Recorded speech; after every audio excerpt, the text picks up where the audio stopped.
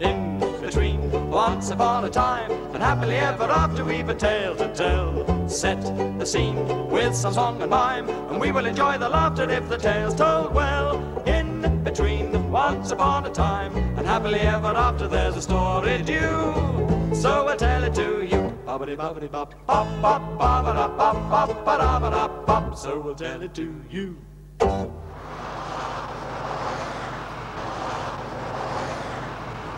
This is the M1, the great highway of England. Down it comes a never-ending stream of traffic bearing its load of paper tissues, fish fingers and football supporters. For as long as Londoners can remember, the mighty stream of the M1 has been their main thoroughfare in and out of the capital. But where does it come from? In what distant corner of England does it start? Nobody seems to know. Nobody seems to want to know, except 4 brave explorers who set out one day, fired by the unknown, to discover the source of the M1.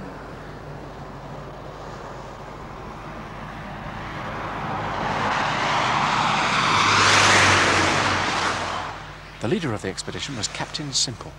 An experienced motorway explorer, he'd already been on the expedition to find the legendary Spaghetti Junction left behind by the Romans, though he'd suffered badly from motorway service area poisoning. He was a natural leader.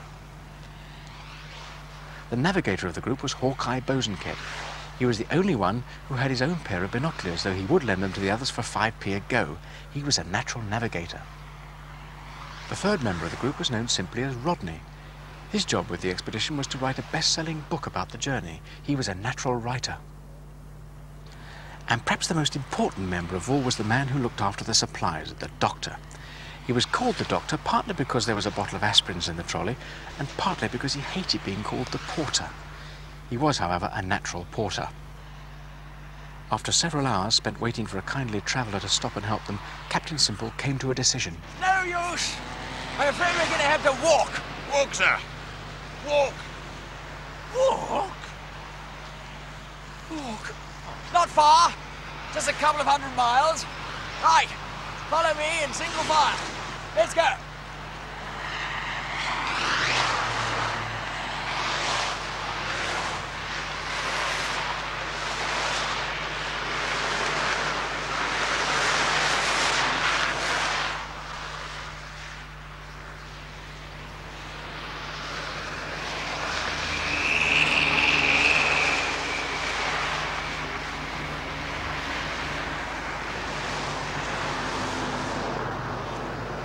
And so the expedition had to set off up the M1 the hard way,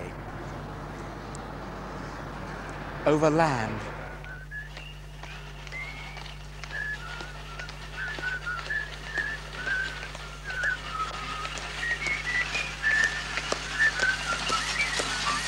Although they were barred from the motorway itself, they made sure it was always in sight. As they stared at the distant M1, they all had but a single thought. It was Hawkeye who expressed it for them. Sir! I'm hungry. Right. Get the food. Right. Get the food. Right, get the food. Right, get this.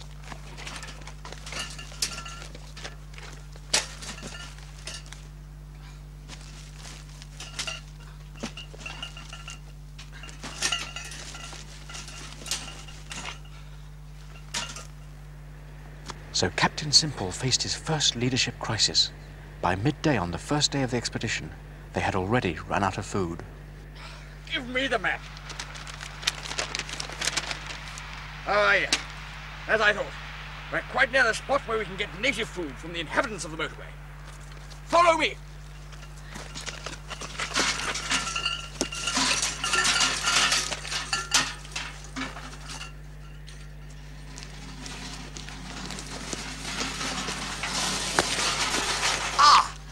There it is. Right. Ah, I need a volunteer for a slightly dangerous mission. Sir, I've got to get the navigation up to date, sir. I'd love to have volunteered. I haven't finished chapter 1 of the book yet. I've got a lot of car numbers to write out tidily. It's a pity. I love dangerous missions. I'm the doctor, sir, and I've got to stay behind in case I feel a bit ill. which I do at the moment, sir. And besides, sir, I'm a coward. Okay, I'll go. Well, lad, here's a fiver. Get whatever you think looks best 4 times. I may be gone some time, sir. Good man.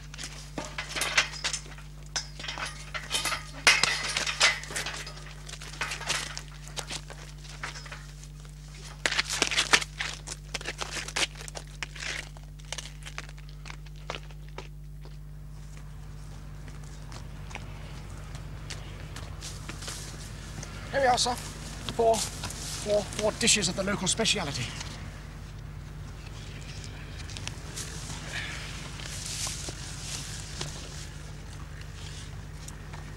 Permission to get stuck in, sir? Oh, carry on, navigator. How many miles have we done today, navigator? Well, altogether, as the crow flies, overland, in sheer mileage, the overall distance is something of the order of 35 miles, sir. 30. And how many along the motorway? That's 4 miles, sir. Ah, 4 miles a day. Now, the motorway must be at least 200 miles long. That means it's going to take,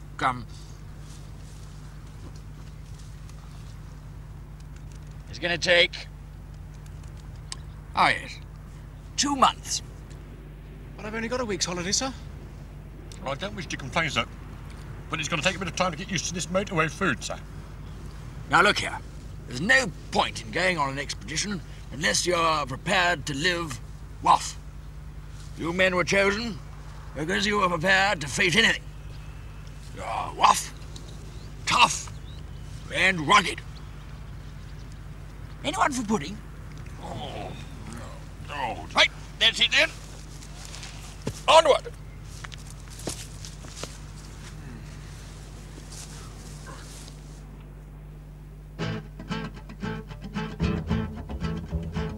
We're following a motorway which runs by quiet rivers, woods and meadowland. The large blue signs improve the scene and contrast with the meadows emerald green where flowers flourish with no help from engineers. Heavy lorries glide beside meandering waterways and traffic rumble mingles with the meadow pipits warbling as the cattle gently graze. The scent of country motorways will make our meadows sweeter as the rural parking meter blooms in springtime. Beep, beep, beep, beep, beep, beep. We're following a motorway through green fields which are bright with summer buttercups. And now the yellow pollen clings like gold dust to my shoes and dust the wings of shiny cars as they speed down the highway there. Atmospheric pollen is a hazard hard to bear, but once the open meadows are transformed to tar macadam, it will help to clear the air. To concrete all the countryside could be the best solution and would cut down the pollution caused by flowers. Beep, beep, beep, beep, beep, beep. We're following a motorway by winding lanes to find a leafy wilderness. We've hacked through hedges, forded streams and trekked forever onward till it seems we're doomed to march forever searching for our goal. Heads held high for England, we pursue our journey's end. We're lacking food and water, and though half-craved with exhaustion, we go forward round the bend. Now everyone is praying we will reach our destination, or at least a service station before closing. The scent of country motorways will make our meadows sweeter as the rural parking meter blooms in springtime. Beep, beep, beep, beep, beep, beep.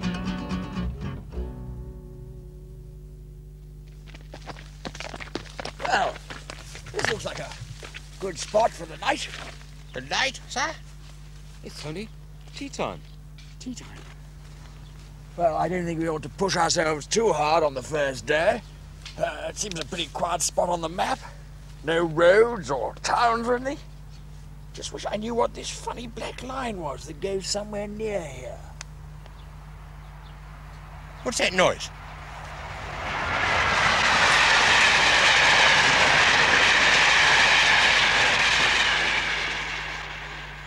Well, begging your pardon, sir. That would explain your funny black line on your map there, sir, wouldn't it? If only be humble enough to suggest, sir, that you leave the navigating to the navigator in the future, sir? Do you know, I've just had a brilliant idea.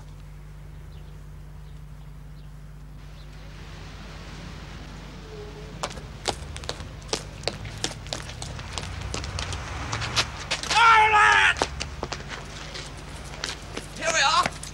4 tickets to the end of the M1. Cheap expedition return.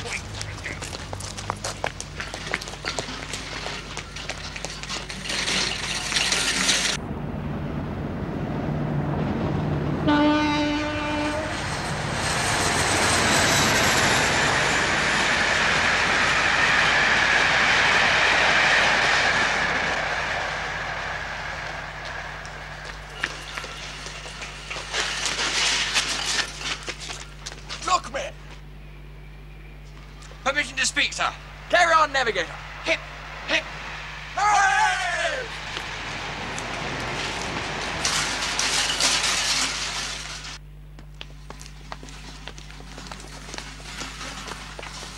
But the journey was not quite over. They had to trace the M1 to its very beginning, up a little tributary.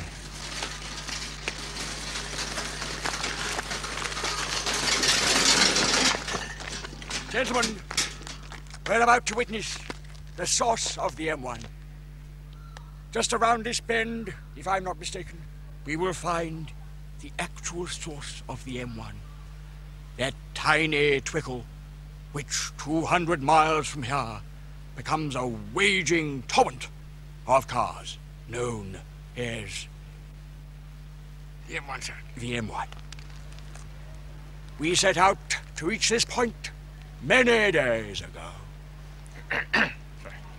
A few days ago. Early this morning. Oh, very well. Soon after breakfast. And here we are, footsore and weary, about to witness something that man has never witnessed before. Gentlemen, we're about to become the first human beings to set eyes on the source of the M1.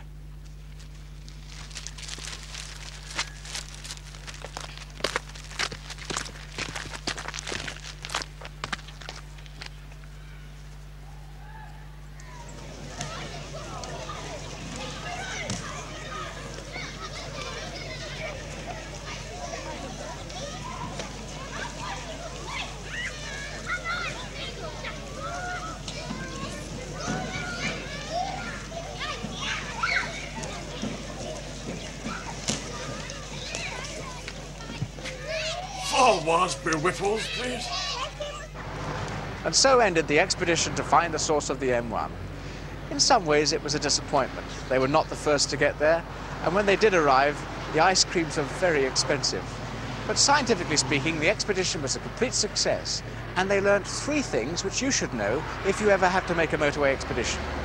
Take your own food, don't feed the panda cars, and go by train.